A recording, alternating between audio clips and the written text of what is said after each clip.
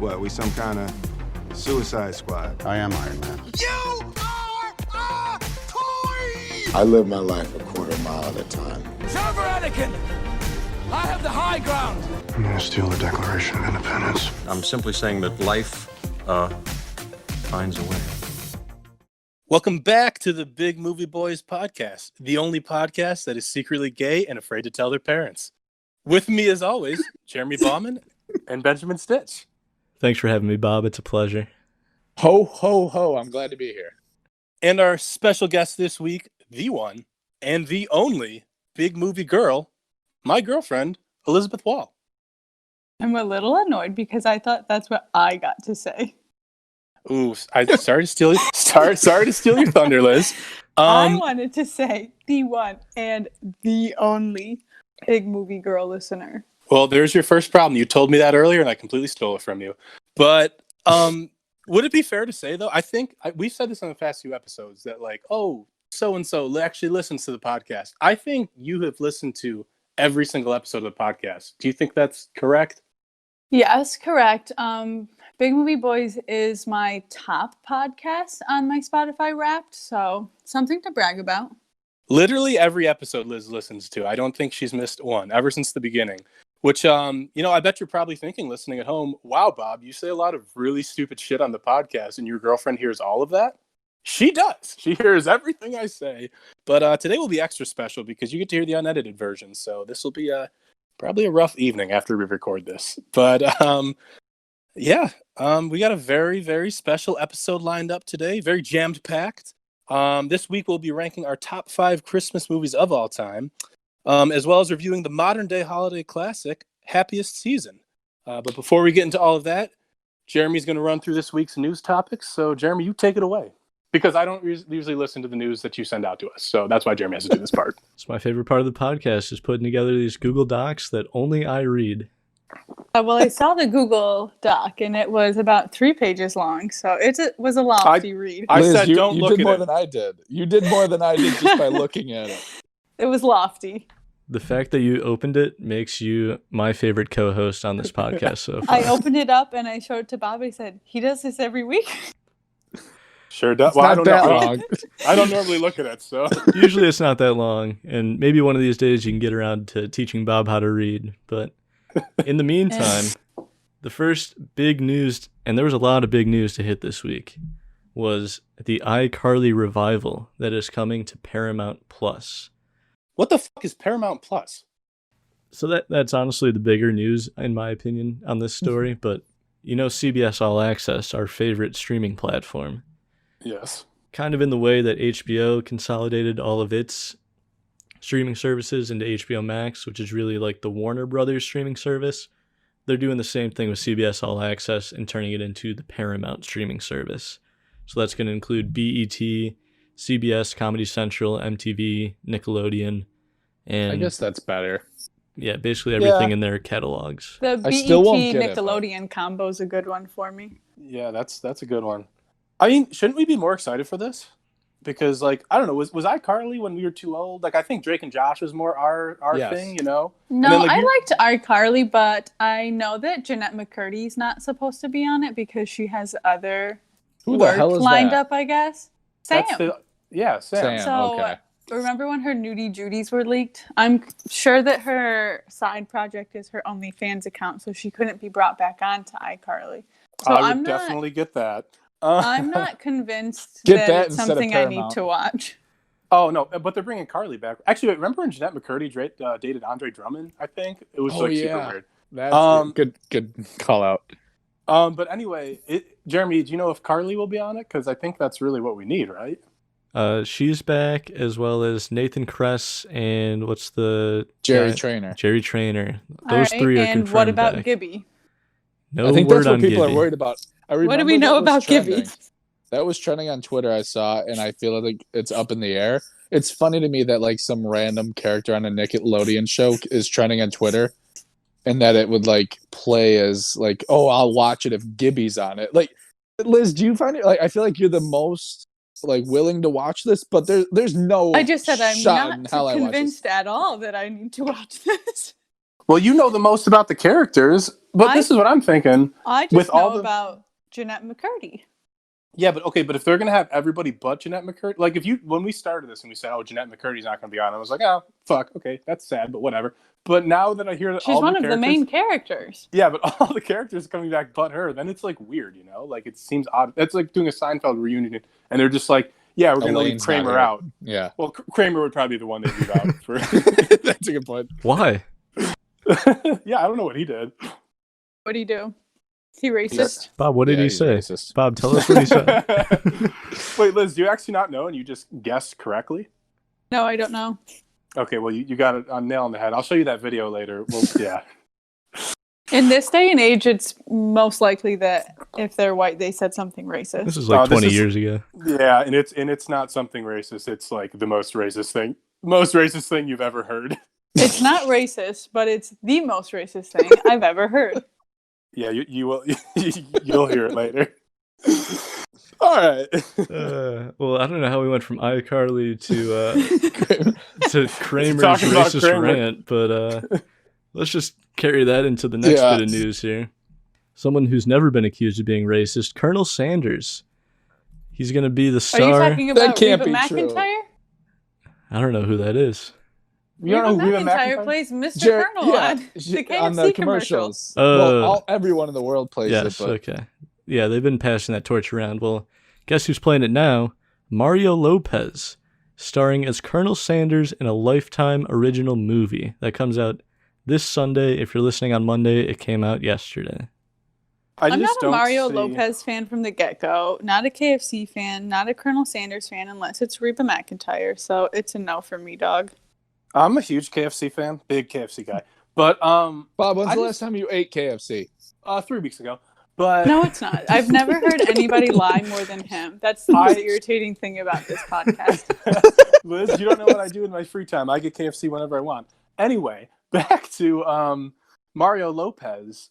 I feel like he's not, like, isn't he kind of famous still? Like, why is he in a Lifetime movie? Famous from what? Being Saved by Mario the Bell? fucking Lopez. He's famous enough. Is that what he's from? Saved by the Bell? That Yes. stupid ass show? Yeah. And It's also everything under making the a sun. remake?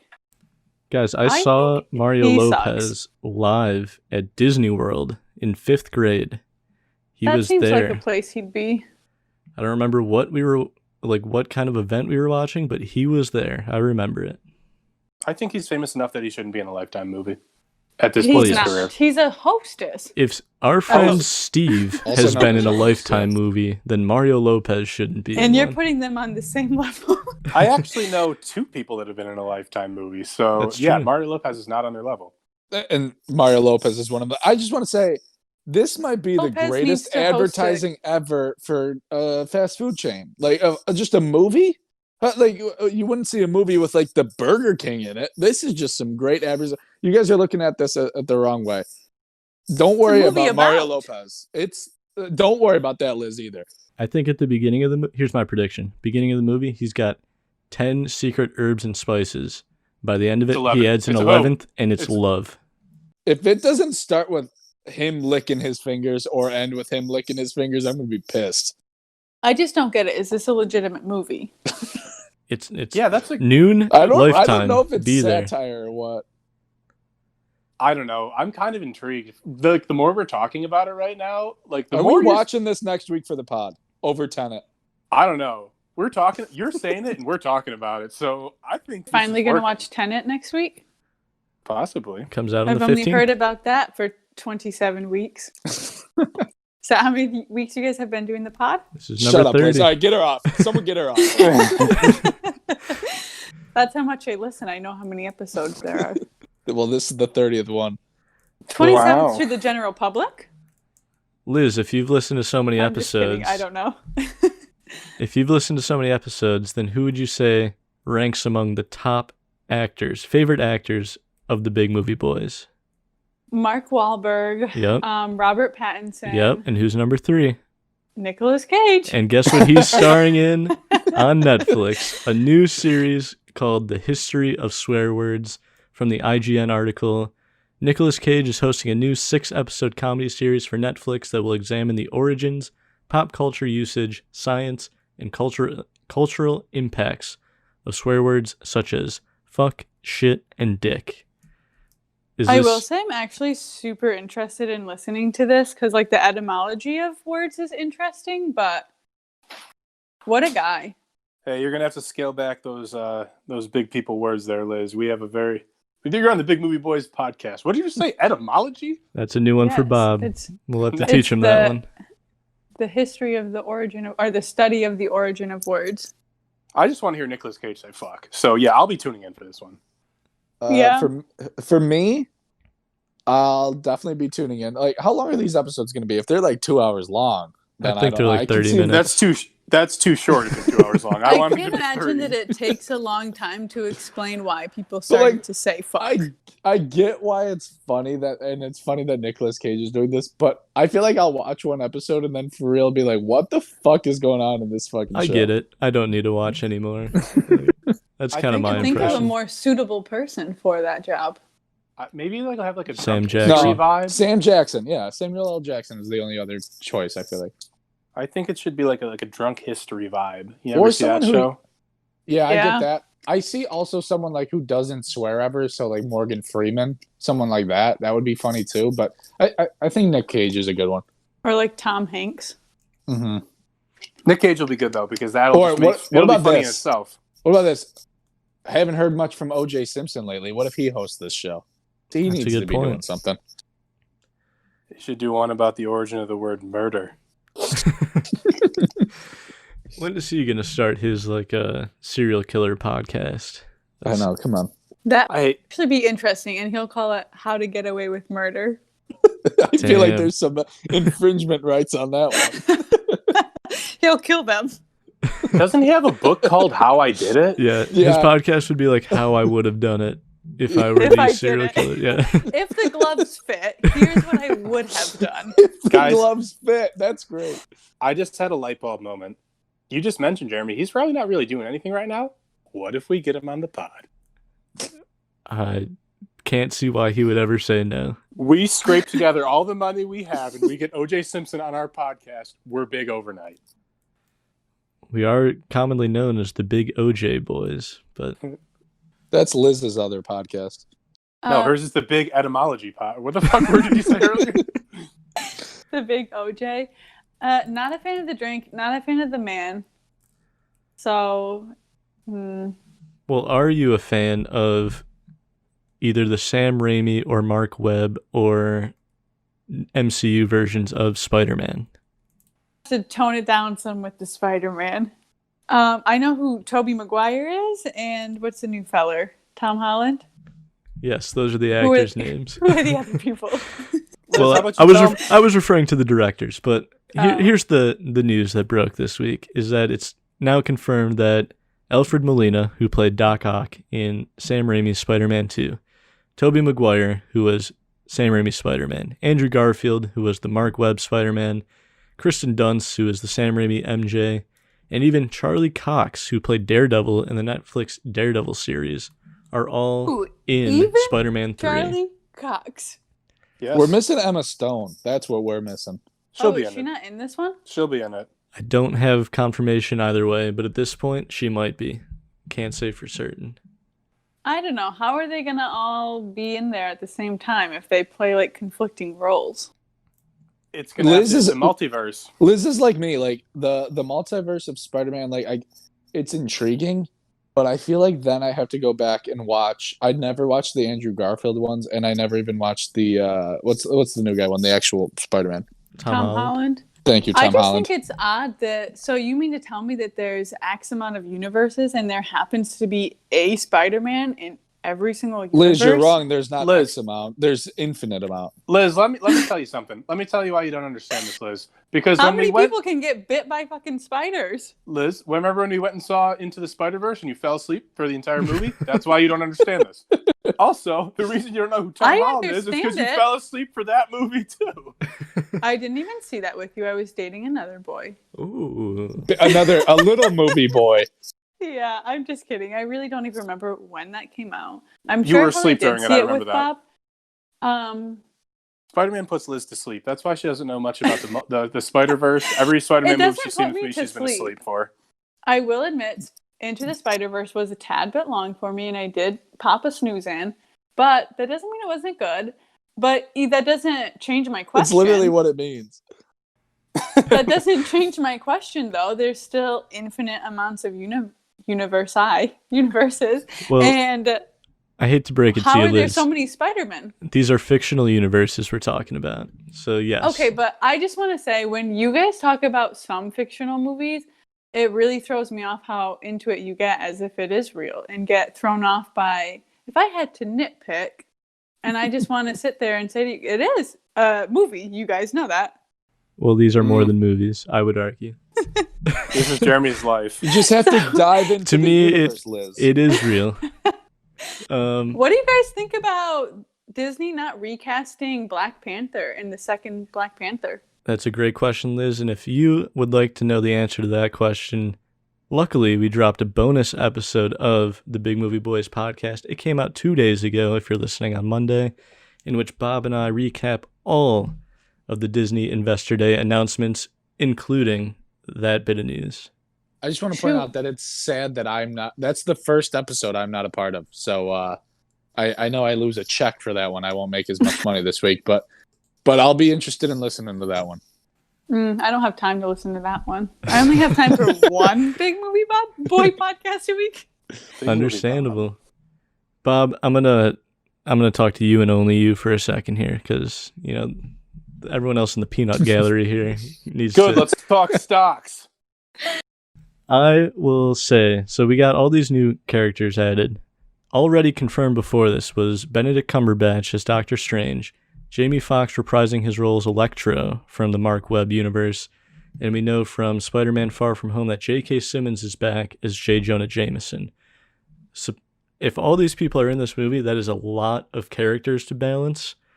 I'm nervous. I'm hopeful. I'm optimistic, because MCU hasn't proven me wrong yet, but I'm nervous.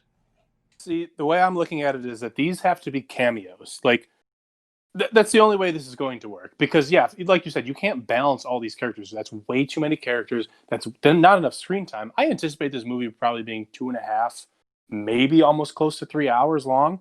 But the way I look at it is these have to be cameos. I mean, we might have to dip into the why Andrew would Tom Garfield. Holland want to do it then? Like, he's the star. Exactly. And it's gonna involve the Spider-Verse. It's gonna involve the multiverse.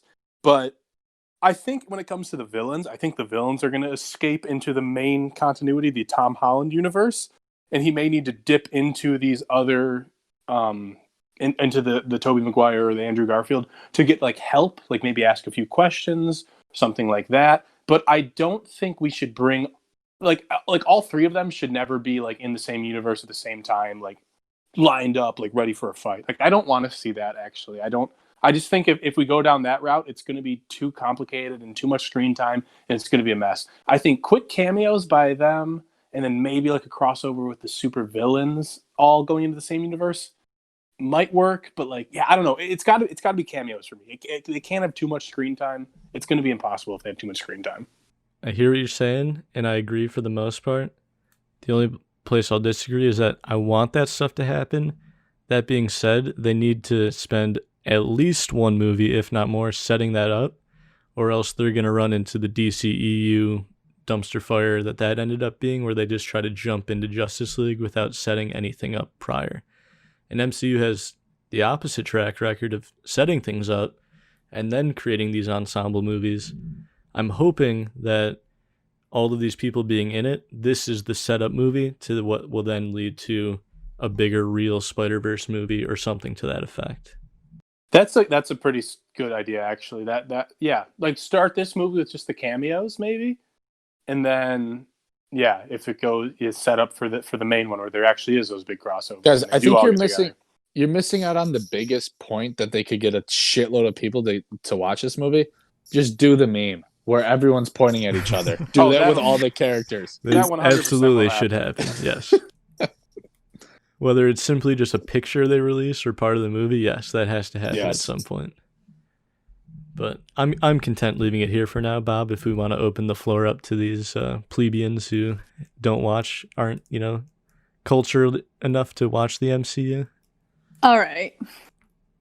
So, my question is, if you have all of these different universes that are going to combine somehow, somewhere in this movie, is it going to be jumping back and forth from each universe, or is it going to collide and some people are coming into other people's universes? If I had to guess, I would say that these outside universes are coming into Tom Holland's universe, the MCU universe that we know. Only a guess. I concur with that, Jeremy. I think that's probably the best way to do it. Well, they better have a good reason for doing it. Money. Is there a better reason? No. There you go. Ben, you got any thoughts on this? Yeah, my thought is I will watch this movie only if you two tell me it's worth it. Because I'm telling you right now it's worth it. We did the superpower hour, and like, if listeners remember, I'm like, I don't really fuck with those movies as much as you guys do. Like, I like the classics and the hits, and this seems like it could be a hit, but this also seems like it could be like a huge flop. And like, is it wrong that part of me wants it to be a flop because I want Jeremy to come down from his high horse with the MCU? I want it to be a bad movie. Because I've got so many other things going for me. You can't just give me that. The one thing you want to take away from him? Jeremy's Donald Trump. He never loses. He's always winning. So I need this to be his loss. I need this to be his election. So that's why I hope this movie's not as great. But I'm also interested because I like the Tobey Maguire movies. Like that's the Spider-Man I remember, and that's what I grew up with. So if there's more of him, then I think I'd actually give this movie a shot. Well, that does it for the news this week. Unless anyone's got... Again, I'll mention all the Disney Investor Day, Star Wars, Pixar, Disney Plus, MCU recap. Bob and I put out a bonus episode on all that. So if you're interested in that stuff, check that out. All right. Well, back to me. This is my episode that I am hosting. We're now going to transition into what should be very interesting. I'm actually very excited to hear everybody's list. Right now, we're gonna go round robin. We're gonna go around and we're gonna name our top 5 favorite Christmas movies because it is December. In case you forgot, Jeremy, I know you hate the holidays, but now? It's Christmas time. We're gonna talk our top 5 favorite Christmas movies. How do you guys think we should do this? I think we'll start. Each person will name their 5, then their 4, then their 3, then their 2, then their 1. So I guess we'll start with number 5, and Liz, our guest of honor this week. Let's start it off. What is your number 5 favorite Christmas movie of all time? So I'm going to throw you with a curveball here. My 1 through 5 right now is Harry Potter, and I have to put 6, part 1 and part 2 together to make it 5. There's my list. Jeremy, how do you feel about that? I'm on record as acknowledging Harry Potter is the best Christmas movie and Halloween movie ever made. And Thanksgiving. Right. I am retracting my statement, though. I was just kidding. Can I do that? You can. Yes. No. Bob does it every week. So my number 5 is Polar Express. Ooh. Polar Express, not a bad one. I'll go next, and then we'll give it to Jeremy and then Ben. My number 5, and this is going to be interesting because I have a feeling there will be a lot of overlap. There's going to be overlap, yeah. But it's going to be funny to see where people put what, you know? My number 5, I'd be shocked if anybody else had this. It is The Muppets Christmas Carol. Bad pick. What? Really bad pick. I wouldn't have picked it, but that's just me. I definitely didn't pick it. That one gets me every time. Oh my God, it's so fucking funny. I don't know what it is about the Muppets. Those little sons of bitches. They get my funny bone. They have a direct line to my funny bone. I know there's going to be overlap, but I'm going to treat this as if it's a draft. All right. Well, who did I say next? Jeremy? Well, my number 5 is a little bit of a curveball. I hope I'm not stepping on any toes here. But are you guys familiar with all those like stop motion old ass Christmas movies? Yeah. Oh yeah, we're talking the claymation. Santa Claus is coming to town. The Year Without a Santa Claus. Yeah. Rudolph. All Bangers. Those. So the stop motion Christmas cinematic universe. As a kid, I felt like those always felt like bootlegged VHSs that came from like some Eastern European country. Like they never quite felt right, but I have a nostalgic spot for them, so I just kind of lumped those in as my number 5. All of them. Wow. Interesting. Interesting. Very, very interesting to move. I don't know if you can do that, so I'll have to talk to the headquarters about it. In my memory, I could not distinguish one movie from the other. Yes, well, you have the one about Kris Kringle. You have the one about Rudolph. You have Heat Miser. They're all the Snow same. Miser, All or the same in my whatever. head. I hardly know her. Let me piggyback off Jer here, and I'll name, I think, everyone's favorite. It's my fifth.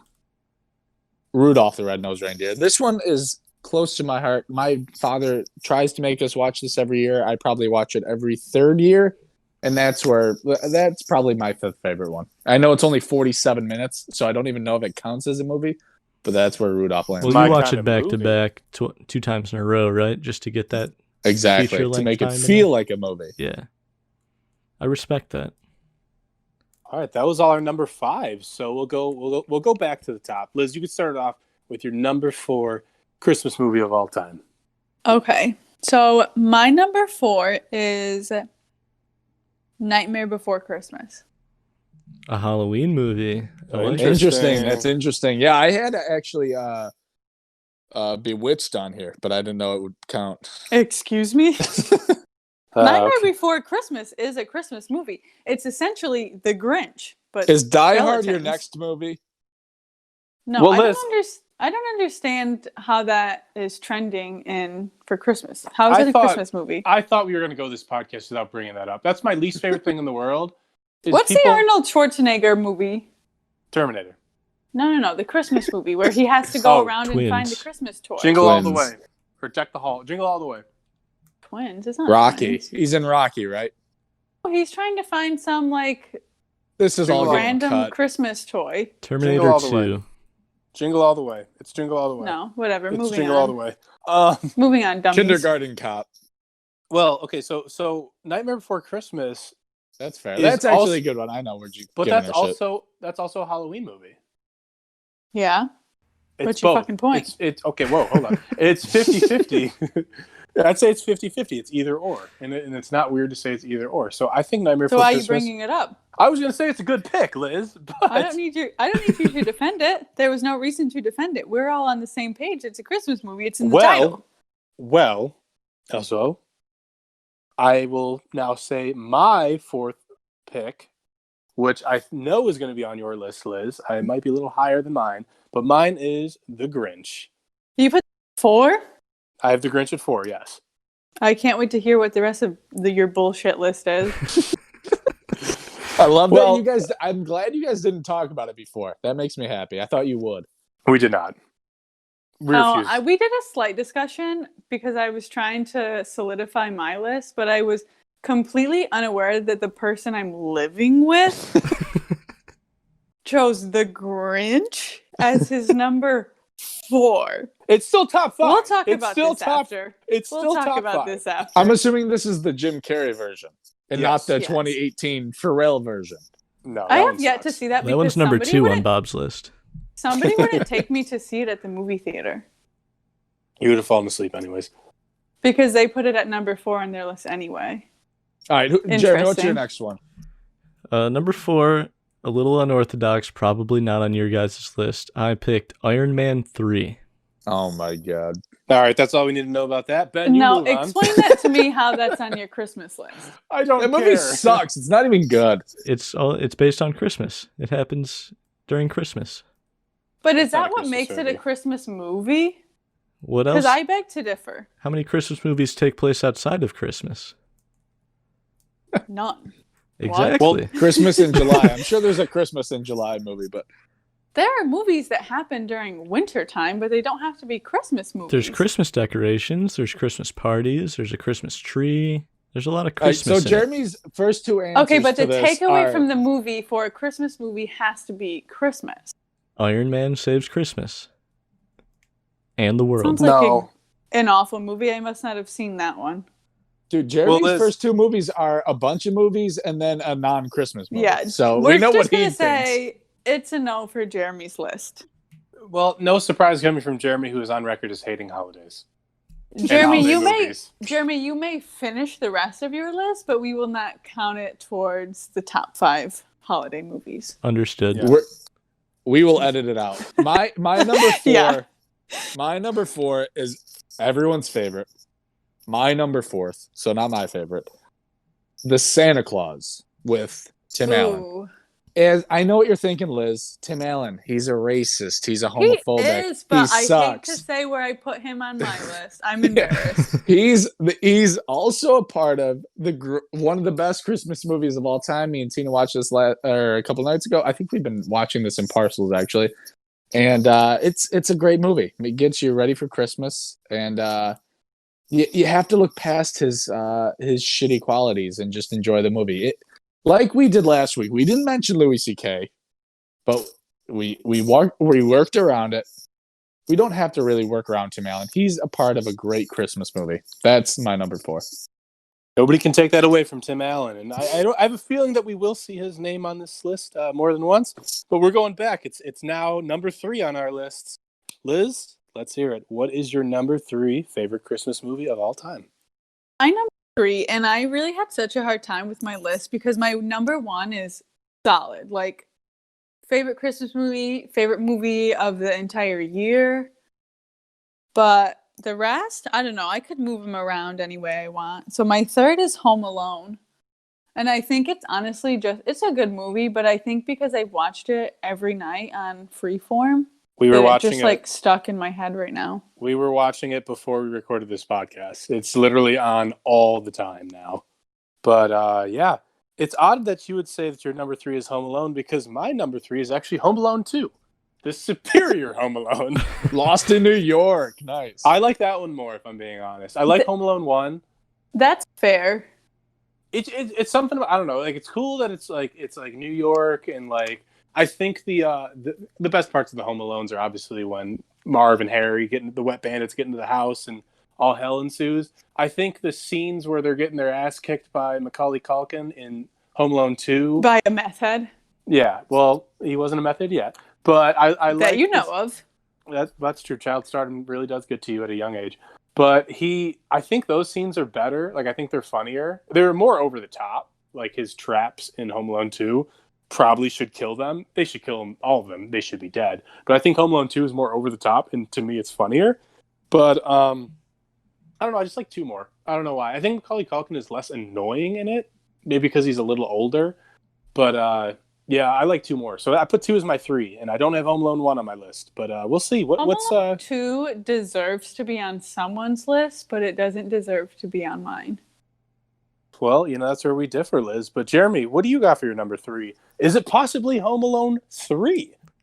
Believe it or not, it isn't. Instead, I decided to go a little unorthodox again. Oh, Again. God. I went with A Christmas Story. So everyone can eat a dick. My top 3 are actual Christmas movies. Thank you very much. How is that unorthodox? It's not. I was doing a misdirection, if Which you will. one is it? Did you say A Christmas Story or A Christmas Carol? A Christmas Story, the one that plays for 24 okay. hours on Christmas Yeah, Eve. Yeah. Well, we don't Okay. appreciate your misdirection, Jeremy. Sorry, but Well, I'm a little pissed off that I didn't put A Christmas Carol on mine because that movie is spooky ooky and arguably The a Muppets one? Halloween movie because Yeah, there's the Muppets ghosts one in is it. scary. The Muppets one is scary. Yes, very scary Muppets one. Those Muppets, Miss Piggy will get you. There actually is a part in the Muppets one that is like a little spooky when the ghost of Christmas Yet to Come comes around. He's Jesus House of Fire. Christ. It's a doozy. Yeah, it gets you right in it'll knock your dick stiff. But Jeremy, so you're going Excuse me. you're going with A Christmas Story is your number 3. Let's finish off our number 3 round. Ben, what do you got for your number 3 favorite Christmas movie? Yeah, my number 3, everyone's favorite, my 3rd favorite, Christmas Vacation starring Chevy Chase. This is this is one you watch with your family growing up, and you get all the laughs from it. The guy from The Big Bang Theory is in it, the little kid who then grows up to be in The Big Bang Theory. This movie is so funny every time I watch it, and I probably watch it the right amount of time, which is once a year. And it's probably I should watch it with the swearing because it makes it funnier. But it's usually on like Freeform or ABC Family. Let's get it right. That's what it's actually called.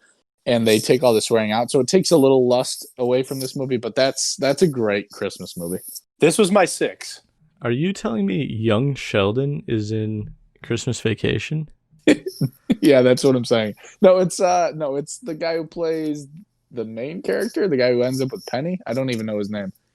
I don't know anything about that show. Leonard. Let's move on. Leonard, yeah.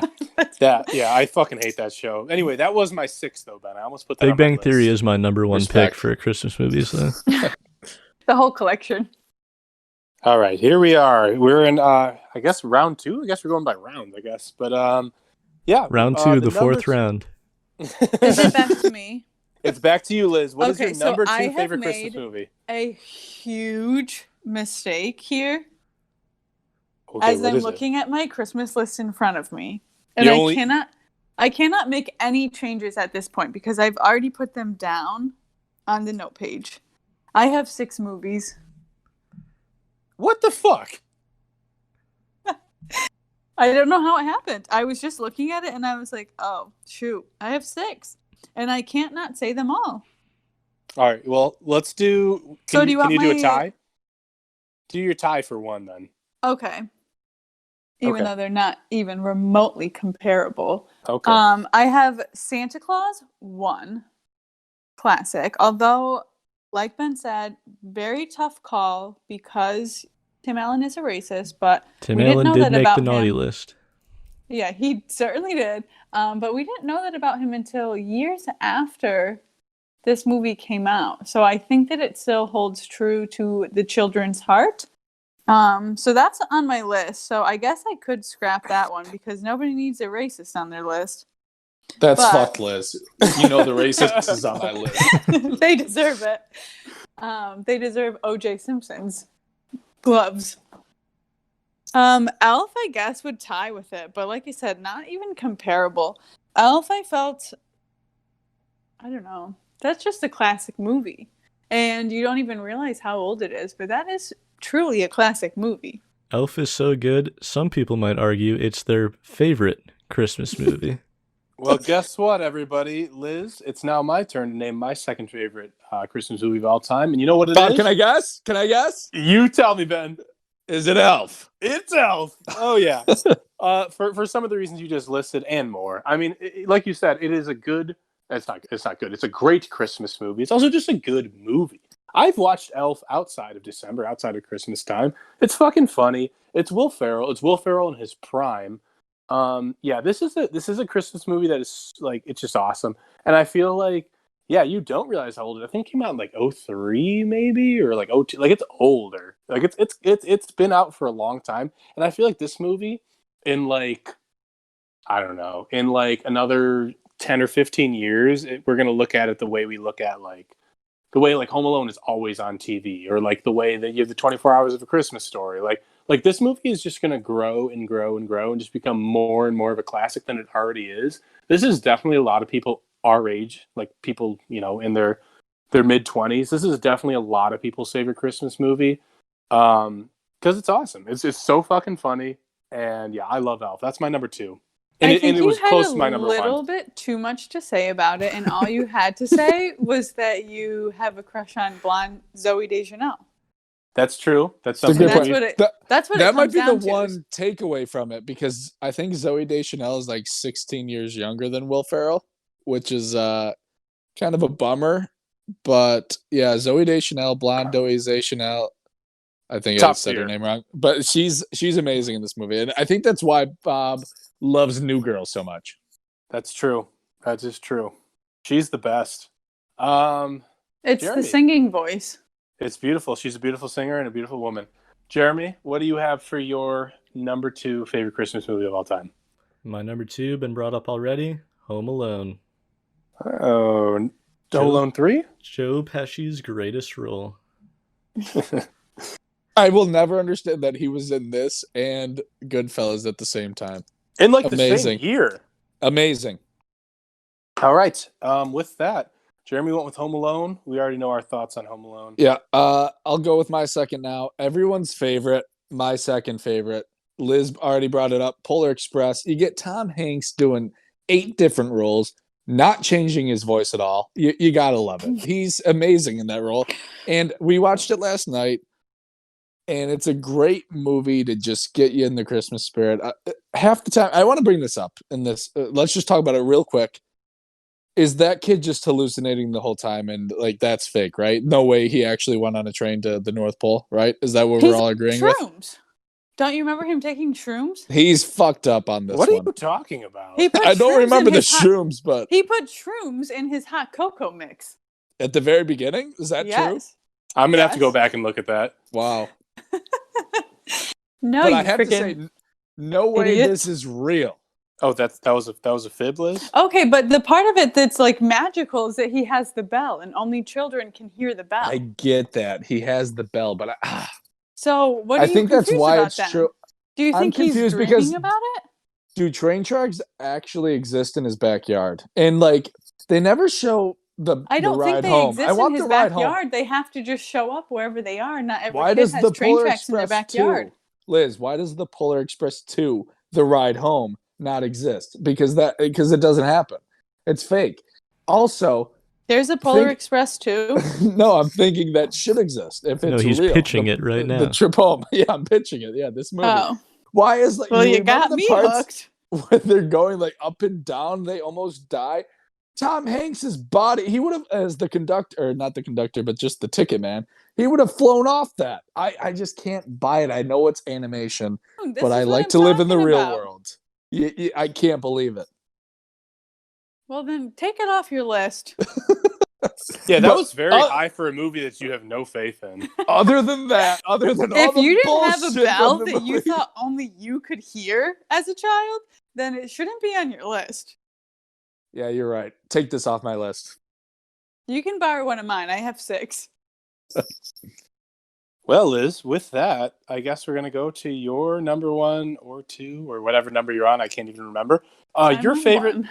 Now I know we're- you can't count, but I'm on one. That's very funny. So now we're on the final round. We're gonna name everybody's favorite Christmas movie of all time, starting with Liz. I already know what it is, but let us hear it. All right, so no brainer, no fucking brainer. My one and only favorite movie of all time is The Grinch. The Grinch. Did you Actually, did you mean to say of all time or your favorite Christmas movie? My favorite movie of all time. Wow. Catch me watching this August 1st, Yeah, that's actually true. July 23rd, May 8 days 7th. apart. I'm watching this every month. She really does like The Grinch, and she watches It's it all a the time. classic movie. It's hilarious. It really gets behind the upheaval of a capitalist Christmas, capitalist holiday. Throws that out the window. I do want to point out, although it's not, so my favorite Grinch varietal is with Jim Carrey. But what I truly love about Home Alone is that you hear that classic Grinch playing in the background. So the Grinch is even a part of everybody's classic Home Alone movie. That's true. He does watch The Grinch in the But- Home Alone, and- but not the and- Jim Carrey. But And Liz, I have a question. for True, you. but So out of the other two, I know it's like the 30-minute one or like the Benedict Cumberbatch one. Which one would you rather watch? out of the 2 cartoons, Yeah, yeah. the original one. I haven't seen the newest one. I heard It sucks.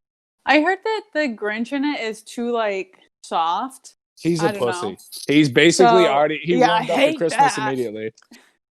But so the other night, I don't know if you guys saw that NBC put out a Grinch musical. You'd think that would be Damn, a I hit, missed right? it. No, the worst thing I've ever seen. I am truly infuriated by whoever directed that, and I'm going to give them a personal phone call. I don't even understand how you could have possibly made that so bad. yeah, They it were really so did off. suck. It really did suck. We tried watching that because, as you know, Liz loves The Grinch. We put it on, and it was we couldn't even. We watched like the first 20 minutes of it, and I'm just like, this is fucking dog shit. Truly. Max was narrating it. Yeah, for some reason the dog was a narrator. It was like a total different look at The Grinch, but in a total bad way. But that is Liz's number 1 pick of all time. We saw it coming, The Grinch, the Jim Carrey one. But we're gonna go with my number 1 pick, and it is A Christmas Story. Really, number 1. Number 1. I thought I was Yeah, gonna that's get a shit bad for putting pick. it number 3 because it just gets. I feel like it gets shit on so much, but That's a No. bad pick. For me though, it's like the nostalgia factor. I watch all 24 hours. I don't actually watch all 24 hours. Once it's 8 o'clock on Christmas Eve, I throw it on, and if you're in a room with me, it doesn't matter. Like that has to be on from 8 o'clock Christmas Eve to 8 o'clock Christmas Day. I have to have it on. Like it's just always playing in the background. For as long as I can remember, I've always watched it on Christmas Eve and Christmas Day. I have to watch it.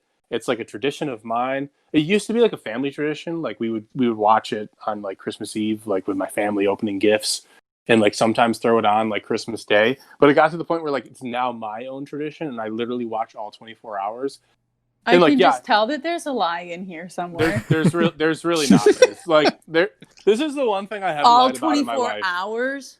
I fucking sleep in the middle, but yeah, that's what I fucking thought. Okay. Anyway, I have it on. If I'm fucking awake and there's a TV near me, it's on. I'm watching. But you watch it for 10 hours. Okay, but it's fucking on. Anyway, all right, but we haven't even talked about. Is the movie actually good to you? I feel like this movie's always on, obviously, TBS and TNT. This movie, yeah, it's overrated. It's not even that good of a movie. Like, there's one good line, I think, like the Fragile line. It's like when he gets his tongue stuck to the pole. It's not a good movie. Why aren't we picking a better movie? I'll defend this movie. I think it's good. For 24 hours. Why is that the 24-hour movie? Yeah, that's bullshit. I watch it for nostalgia purposes. I really don't know. I can't give you an answer. Do I think this movie is perfect? I honestly think I've only seen it one time all the way through once. I've seen That's it. one time too many. Do you guys know how? You guys know how I said I watched Space Jam 50 times? Oh, but that was a lie.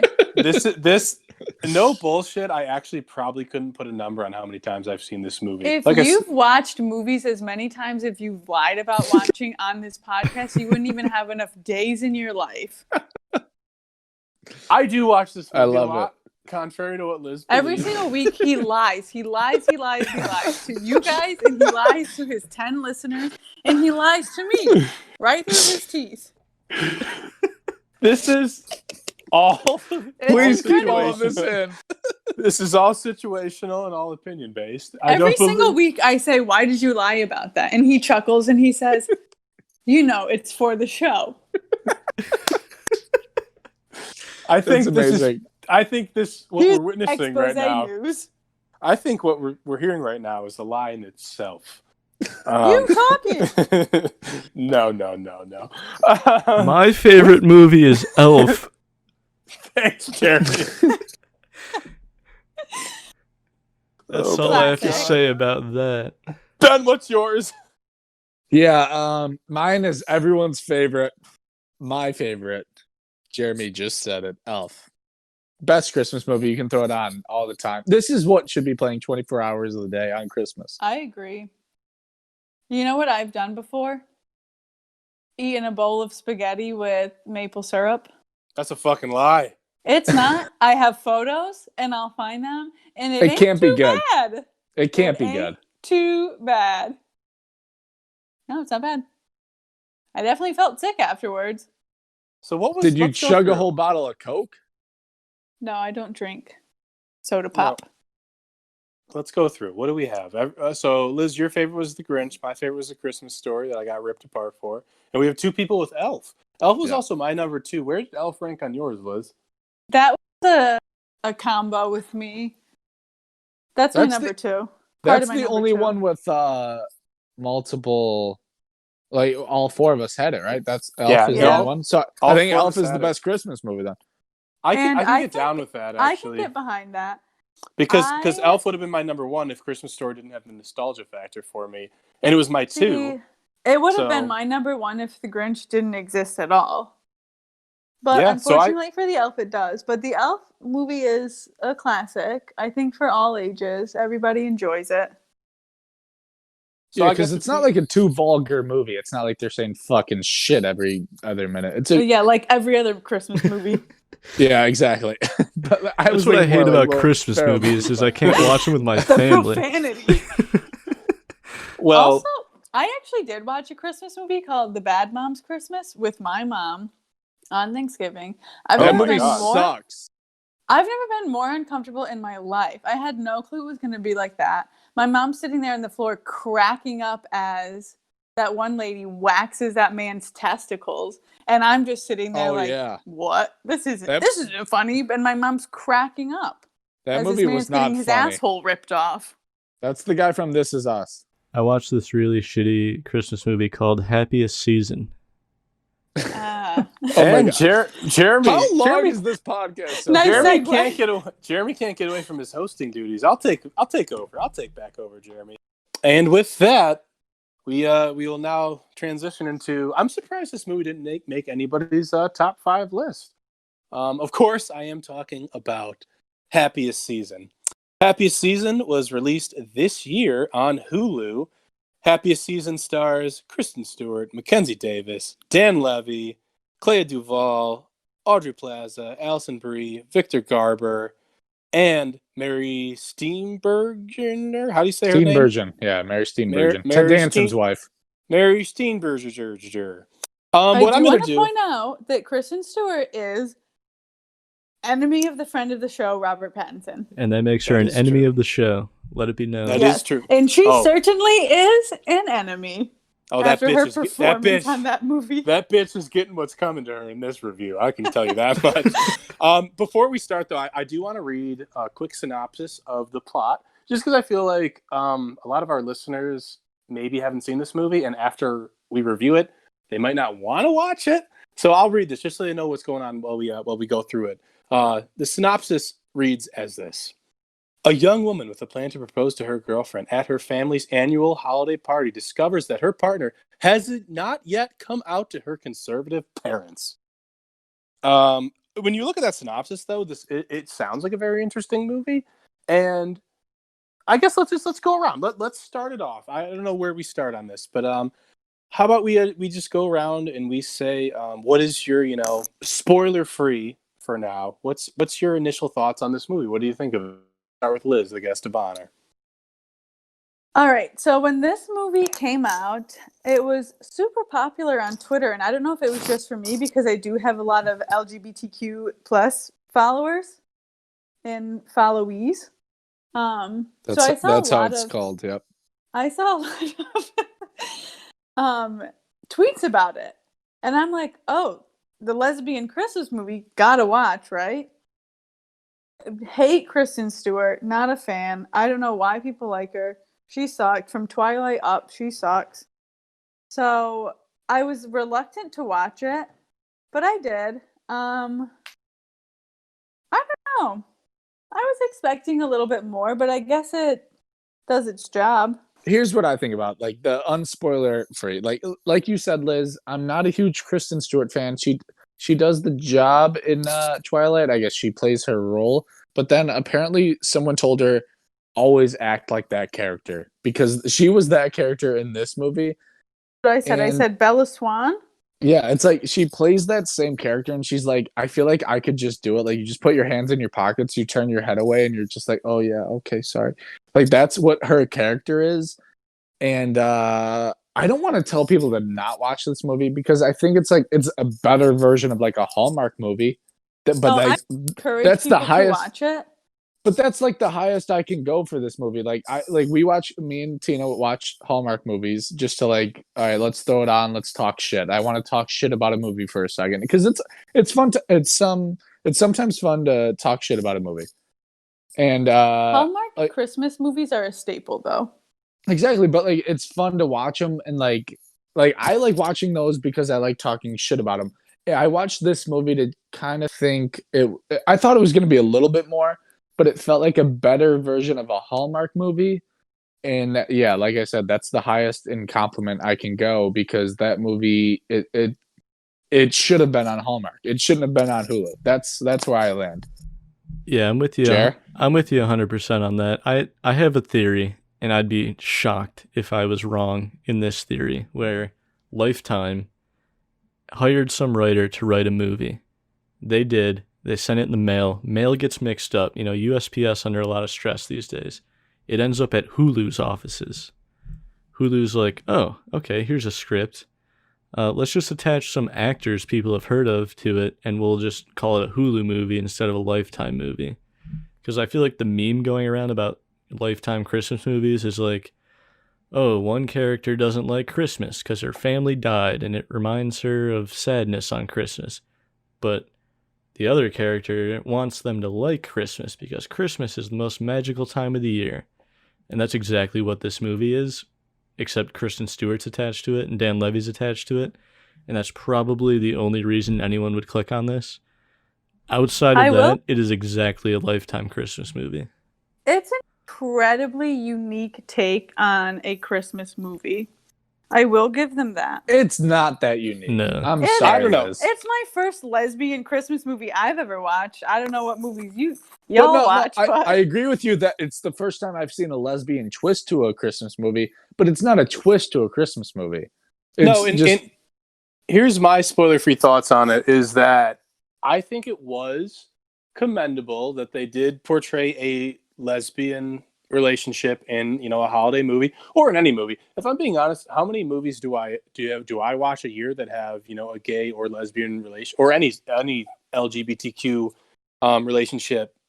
I don't know. I feel like there's not many movies that I watch, and like they're not very represented in, not that this is a blockbuster movie, but a lot of people did watch this movie. Like, this has been trending for weeks. Like, a lot of people saw this movie, but I don't know. It definitely has Hallmark biggest vibes. Mistake was casting Kristen Stewart. Yeah. I'm also with you on that, Liz. There's also bigger mistakes than that, though. Here's what I have to say about this movie, though. I really think Kristen Stewart is not a good actress, and every time she doesn't jive with everything else. I just feel like if my hit list for worst actress. If you had somebody else play this role in, like, I don't know, you just like changed a few things around, I think this movie could have been good. But she just fucking bogs the whole thing down for me. But I do have to say there are some points in this movie that I do genuinely laugh. I will give it that. There are some very funny points.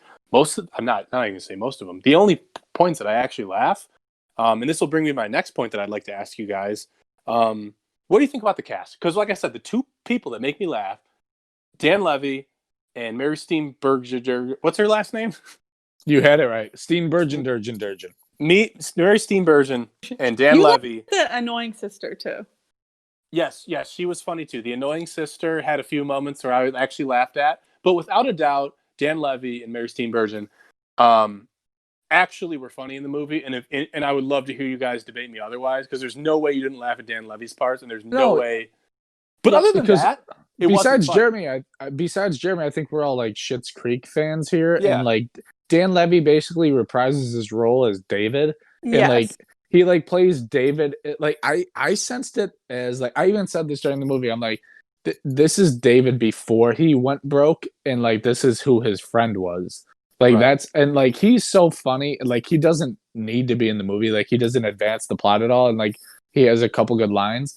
But like him and, for me, like before Mary Steenburgen, it's like him and Aubrey Plaza is what got me. I watched this movie before we even were doing it for the pod, and it was because of Dan Levy and Aubrey Plaza. Like, what do you think of the cast, though? Kind of sucks in it too. The rest of the cast, though. Think about the rest of the cast. Is big because Mary Steenburgen's big. Like Ted Danson's wife, like she's Alison super famous. Brie. Like Alison Brie, and like Alison Brie playing like a very minimal role. Like, she could have played like the girlfriend role. Like, she could have played Harper. Like, but instead we got the girl from like Get Out. And then like Kristen Stewart's like she's famous. I think this is a pretty not the greatest actress. It's like it's a pretty good cast. She's famous for being a bad actress, and she's famous for lesbians thinking she's good looking. So she is cast perfectly for the role, but she's just such a god awful actress. Yes, it's almost unbearable to watch her. So I've seen this movie twice, and the second time around, I was like, God, she's even worse than the first time I watched this. She completely takes you out of it. Like, this cast is so star-studded, and I get that Kristen Stewart is shitty of an actress she is, but as shitty of an actress as she is, she's still part of the star-studded cast. She's a famous actress. It doesn't matter if she's good or bad. She's still a famous actress. This is a star-studded cast, and I really think she ruins this movie. I said before, I love the concept of the movie. as you can debate whether or not it's original. I don't know. Whatever. I like the concept of the movie. I thought like I don't know. Like I didn't think it was bad. Like I really didn't think it was bad. Like I'm talking a lot of shit about this movie, but I didn't think it was bad. I definitely enjoyed it. It's just I just think you take Kristen Stewart out and you put another actress in and maybe change a few things around, and I think you have a holiday classic on your hands. It's just she literally fucks this movie up so bad for me because I just did not enjoy any moment she was on screen. Can we get it's into sad to spoilers say, so we can start saying why? spoiler warning. Well, I got actor stuff that isn't spoiler. All right, let's hear it. You guys are really harping on Kristen Stewart. I'm not going to defend her, but I think Mackenzie Davis, Harper, is even worse, personally. No, yeah. Yes. She's worse, but she's not supposed to be like she's not the A-list star. Like I think Kristen Stewart gets people to watch the movie and then like they probably watch and they're like, "Oh my god, she's terrible." I think Mackenzie Davis, she has like some of the first lines in the movie, and I texted you guys 2 minutes in, the first 90 seconds being the title sequence, and I'm like, I'm already out of this. She is awful. Like the line delivery of the first couple lines is unbearable. She's definitely not great, but at least I can see she's putting in some effort. I feel like Kristen Stewart was acting like herself on the street. That's fair too. Yeah. I'll also echo what Bob said. Mary Steenburgen and Dan Levy are the only things I liked about this movie. And Dan Levy is by far my favorite part of this movie. Granted, I didn't like most of the other parts of this movie.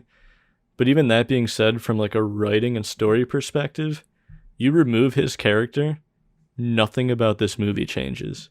He is inserted strictly to be someone that Kristen Stewart can call and verbally she calls him every 25 minutes just so she can tell the audience how she feels about the last 25 minutes of the movie. Because she won't show us when it actually happens. Because she's a terrible actor and this movie's terribly written. Like, someone raised their hand, I'm sure, if there even was like a writing meeting, and someone's like, well, can't we just have an actor portray how they feel? And they're like, no, we already signed Kristen Stewart to this. We're going to have her call her friend every 20 minutes so that the audience knows how she's feeling, which is awful. It adds some humor to it, so that's good. Yes. But again, hear me out with this, and I don't know if this becomes a spoiler. I don't think so. We're in spoiler territory. Let's get into spoilers. Yeah. Do you feel like this could possibly benefit from being a show and not a movie? I don't want to see any more of this.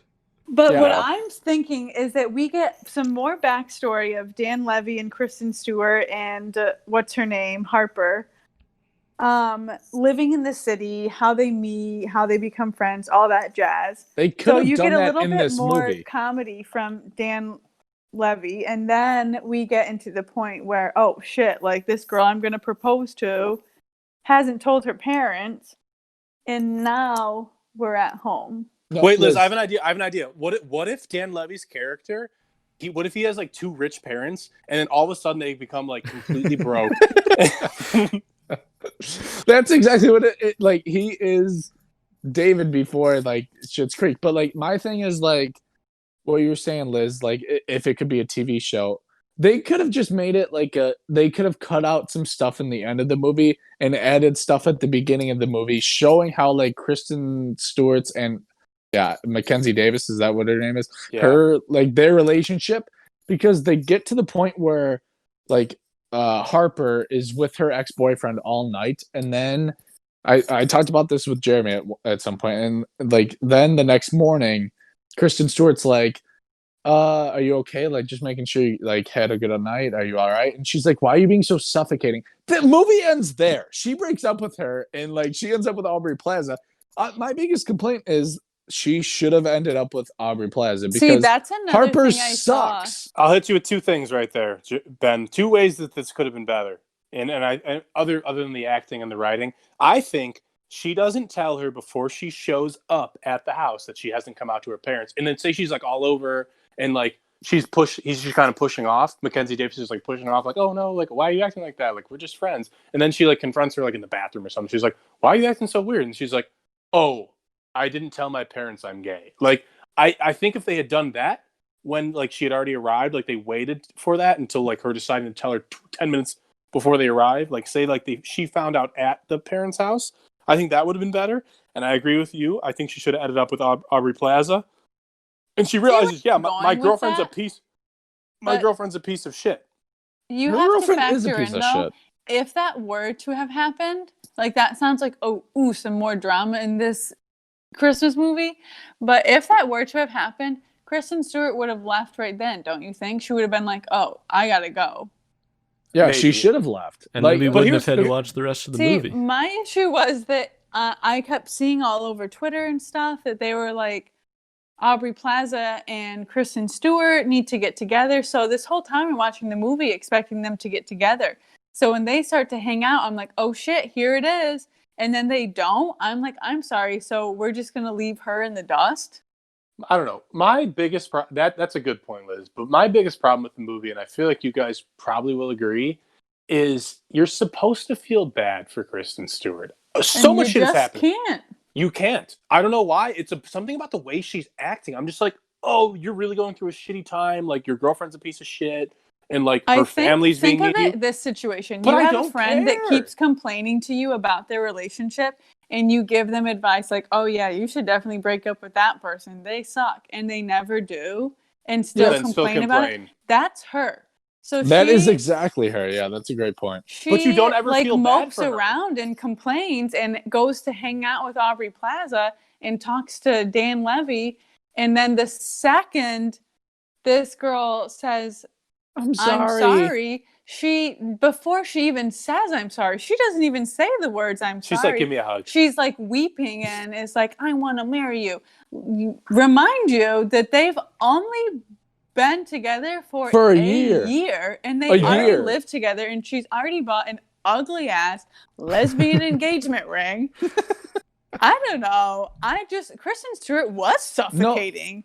When she sent those text messages like, good night, I love you, where are you? I guess I'm going to go to sleep without Liz, you. I have to disagree with you there because like if you do had that? never met if you had never met this person's family and like you were like already on the fence about going and then they hung out with their ex the whole night, I think you would send some text being like, hey, all right, going to bed, love you, I guess, good night. And then in the next morning when she's like, when Mackenzie Davis's Harper is like, you're being suffocating.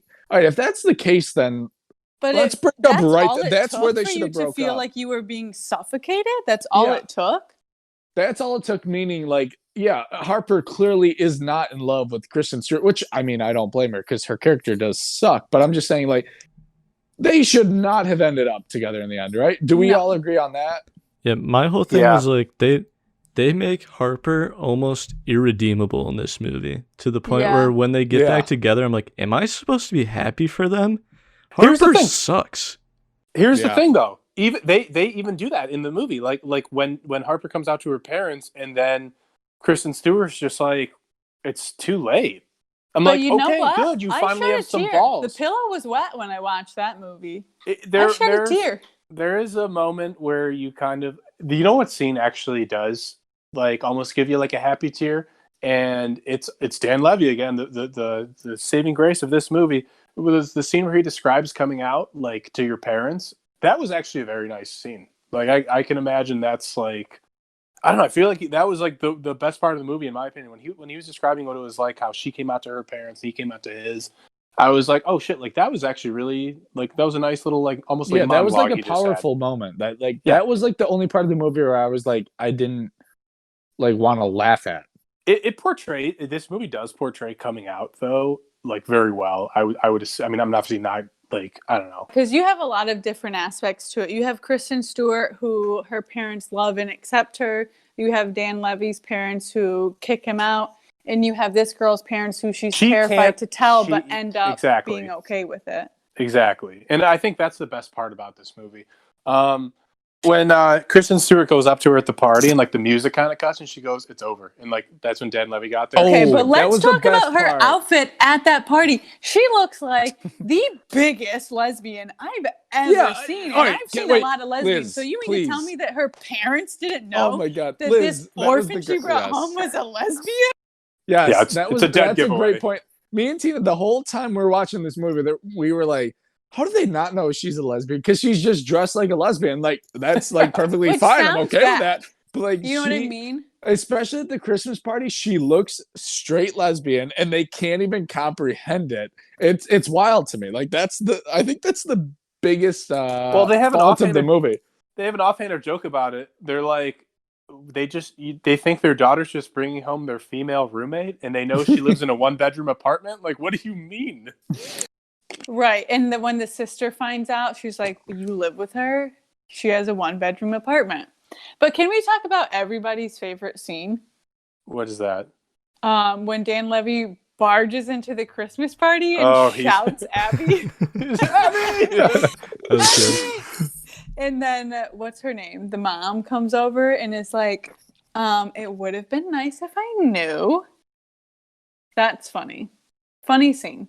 Well, yeah, because he's great and she's like great. They're just two likable people. And when Dan Levy starts talking to the ex-boyfriend, feeling his arms. Yeah, He's like, so you lift weights? You pump.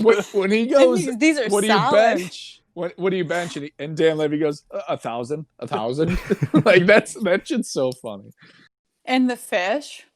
Well, that's he's like, I really like this fish. If I Where wanted did to you buy get an it? exact one, where's somewhere I would go for See, that? like exactly what Jeremy said earlier. Like, he doesn't do anything for the plot, but he provides some comic relief. It almost feels like they were like, oh, Schitt's Creek's such a popular show right now. Let's add him to this movie. That exact character. Yeah, he plays like David, and he's so funny. Like, yeah, I want more of Dan Levy in like roles like that. But like, I would love like Jeremy said, it just doesn't matter for the plot, but he is funny. Mary Steenburgen is good too, though. Yeah, I She agree. is. You know who is supposed to be really funny and just is irritating to me? The fucking sister. Which one? The middle sister who writes the book about being a middle sister.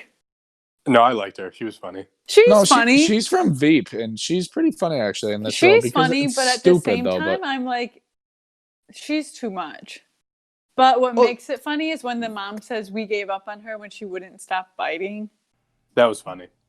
I think the only part of this movie that made me laugh that wasn't Mary Steenburgen or Dan Levy was when Alison Brie tells her kids that they can't see Santa this year, and the one twin's like, is Santa dying? And she's like, no. And then the other kid's like, are we dying? I don't know what it is about those kids, though. They are creepy. They remind me of the twins from The Shining, and they're kind of annoying. Yeah, they give the heebie-jeebie vibes for sure, but I think that's what they're supposed to do. And I think this is the point of it also, but I get the vibe that the only reason why her dad is showing off her family is that they're biracial. And it looks good. For sure, yeah. But I don't know, they didn't do it for me either. Loved the fact that they weren't together. Watching that a second time and then looking at their marriage before you find out they're not together anymore, I was like, oh, it's very obvious. The last cast thing I wanted to mention was so the way Liz sold this movie to me was she said Aubrey Plaza was in it, and I was like, say no more. And is a lesbian. Jeremy, don't leave that out. Jeremy was looking for some lesbo action. I was already sold. Additional information did not hurt or help me watching this movie. Yeah. But she kind of sucked in this movie. I don't blame her did. Because the reason we all love Aubrey Plaza is she brings an absolute chaotic energy to whatever she does.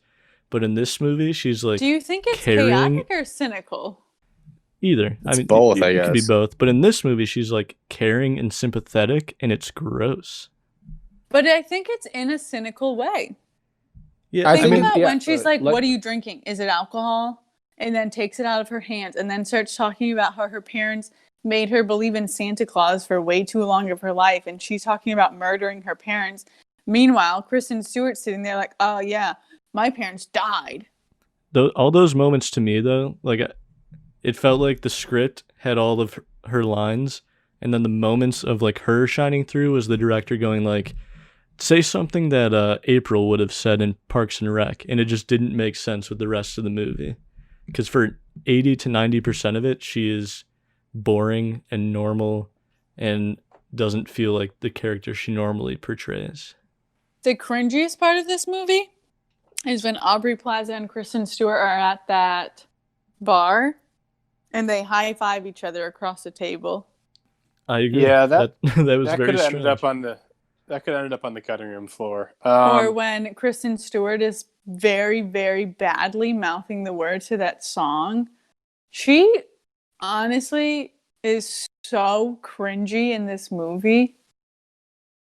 Yeah, could they not have found a better actress to play Kristen Stewart? Because I like, think you guys it's are talking, really because she's like a lesbian icon. I think that's why I she's guess, in this movie. but like they're talking, you guys are like talking shit about Aubrey Plaza, and I get it. Like she's not like her normal like weird role, but like she should have ended up with Kristen Stewart in this movie. And like I know when this movie ended, I talked to Tina and I was like, "This is some bullshit." Like this is some bullshit. That would have They added a should good have ended twist up to together. it. Like, are we that- all in agreement that they like Happiest season? I'm like, okay, they're gonna end up together, whatever. But like the way they portray it, like through the movie, this is why I think it's a really horribly written movie. Like the way it's written, they should not have ended up together. When she calls her suffocating, and like when she refuses to come out to her parents at that one like critical time, like. It is too late when she tells her it's too late, and then they somehow end up together. What's so annoying to me is that Kristen Stewart is so ready to forgive this girl. I'm like, what does she do for you that you cannot let She's her getting go? walked all over. She does so much that Exactly, I'm like, the second you were concerned that she was out until 2 a.m. with her ex-boyfriend, you felt suffocated, and she's like, you know what? It's fine. Like immediately, and I'm like, I'm sorry, I don't know. Stop acting like the victim and then being so quick to go back. Like, it's a no for me. I would have left. Easily the cringiest part of this movie is that dude who hasn't gotten over Mackenzie Davis from sophomore year of high school 15 years ago. Like, dude, get a job that or is something. True. What is your What life? did he say? He said, was there someone else? Yeah. Yeah. But even then, 15 years ago. Even then, she couldn't admit though that like there was somebody else. Because remember they mentioned that her and Aubrey Plaza started like dating when they were like freshmen in high school. They so, like, date freshman year of high school. She dates Connor, the other guy, like out of high school into college. That's why they break up long distance. So she dates him after as a cover up, and just dated him too long. Probably met Kristen Stewart and was like, okay, gotta go.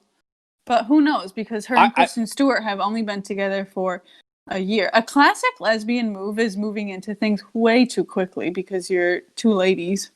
I just think that this movie was underdeveloped. I think the thing with Aubrey Plaza should have been like, you know what I mean? Like their relationship, that should have been the yes, big point that should have been the main story. Yes. And like, I think it would have added some heat to the movie. Exactly. But think about like that scene when Mackenzie Davis sees them walking down the street. That was really it, and maybe like a throwaway line at the party where she mentioned, "Oh yeah, like you're talking to like my ex, like you know, like She's that was really nearly concerned enough about that." No, exactly, and yeah, like it was just underdeveloped. And I think the other underdeveloped part was the whole part about them like fighting for their parents' affection. That didn't need more. I think it needed a little bit more earlier on in the movie. Pretty obvious. I will say, and he's not credited, but I think Christopher Nolan might have been on set to direct the plot twist of all plot twists, because this movie has maybe the greatest plot twist of all time.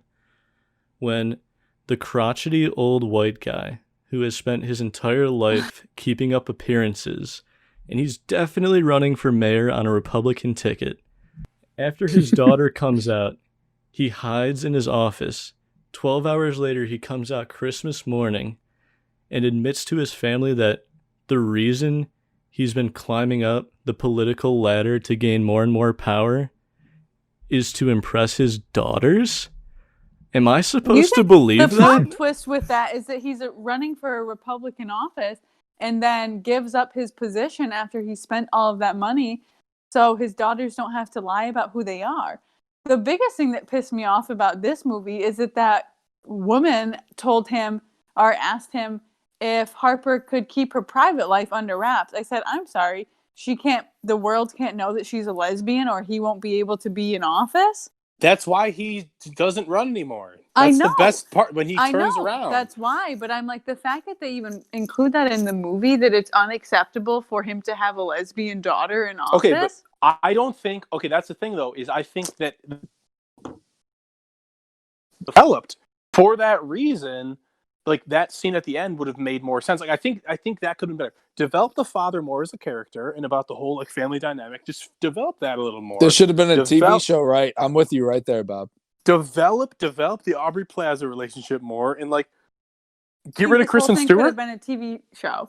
My favorite relationship in this show is Dan Levy and the middle sister.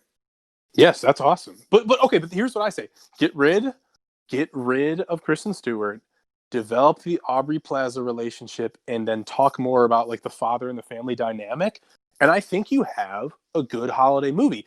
And I just feel like the family dynamic any more than what they gave me. Why? Because are you so intrigued by the family dynamic? They didn't do it because the way it ended, it made it seem like the father was so important to them, and like it just all kind of seemed out of nowhere at the end where he comes in and how he said like, they come home, are clearly fighting for their parents' affection, and then get it by the end. But why are they fighting for their affection? I need more. Because their parents are white Republican privileged people who need their children to be perfect. What more do you need? That feels like a shot at me, Liz.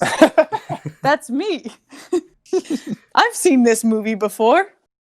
All right. Well, with that, everybody, I think what it's time for is our closing thoughts. So we'll go around. We'll start with you, Liz. Let's hear. What are your closing thoughts on this movie? Do you recommend it? I feel like Liz could do another podcast on this movie. On this movie alone, as a TV show. So, I guess I would recommend it. But I think what threw me off, and this is a typical Jeremy thing, is that the movie was overhyped for me by my LGBTQA+ followers and followees on Twitter that were talking about it and Aubrey Plaza and Kristen Stewart's relationship. So I'm like, oh shoot, something wild's gonna happen, and it didn't. I hated that she ended up with that girl, Harper, and I think that's what everybody agrees with. But I'm like, so why didn't we do anything with that? Why did we just let this mundane relationship follow on? They don't even look good together. Aubrey Plaza has a little bit more edge to her, so I would have appreciated that. I would have liked if this was a TV show because it was kind of a poorly done movie. Seemed like it was just thrown together. Dan Levy's the only redeemable character in it. But I'm going to give it a 6 out of 10.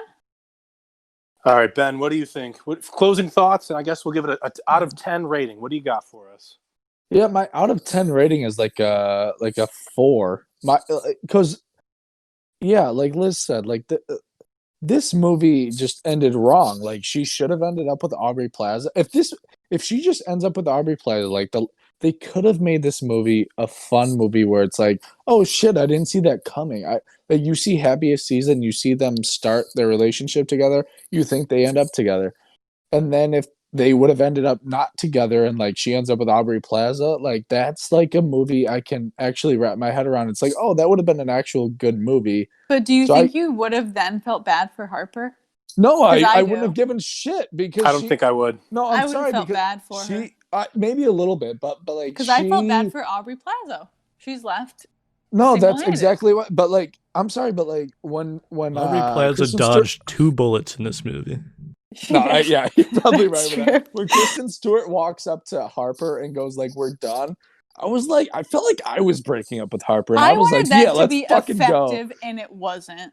Yeah, and it wasn't because she went right back. Yeah, like when she meets her at the gas station, I'm like suffocating girlfriend. Yes, but when Harper meets her at the gas station, I'm like, get the fuck out of here. I'd be like, I'm sorry, like you're obviously like still into your ex or something, like, or like we're obviously not meant to be together.